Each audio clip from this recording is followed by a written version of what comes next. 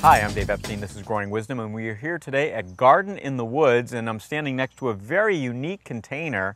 You might not think of containers as being flat and on walls, but this is absolutely beautiful, and we're going to be talking today with Scott LaFleur, the Botanical Director here at Garden in the Woods, about creating some wonderful containers using native plants. So I'm here with Scott, and we've got a container. Scott, as I mentioned, is the Botanic Garden Director here at Garden in the Woods. One of the things that we try to do here at Growing Wisdom is we're really trying to educate people, change a mindset. Absolutely. And this segment really is about thinking about containers a little bit differently. Tell me about some of the things that you and I were just discussing. People traditionally use annuals in containers, and annuals take a lot of inputs, electricity and heat and carbon and pesticides and fertilizers to get them to grow to live a short time.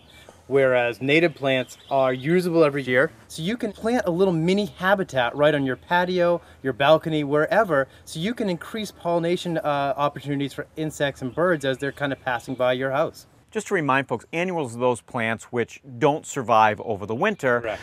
We're really creating a sustainable habitat. Absolutely. So you can take these plants, put them right into your garden, and have them next year.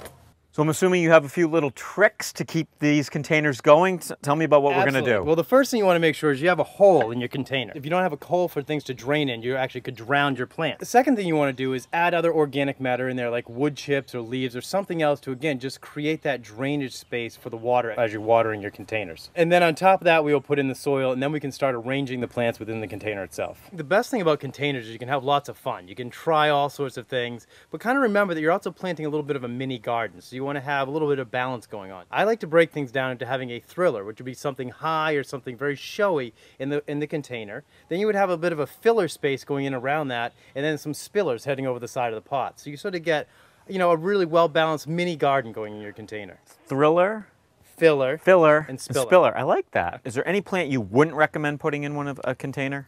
No, I would recommend anything. You could even use shrubs and trees. Here in the Idea Garden, we have pitcher plants. We have a whole roof garden full of interesting things. So one of the things about containers, you can break the rules. If you don't have a bog at your house, make a bog in a little bit of a container. So it's a really fun way to try all sorts of things. Because it's not staying in that long. It's not staying in. You're going to have them in for the season, then you're going to take them out, you're going to put them into your garden and enjoy them in your garden next year. Well, Scott, thank you for making us think about containers in an entirely new way. Not only the type of container, but what we put in the containers as well.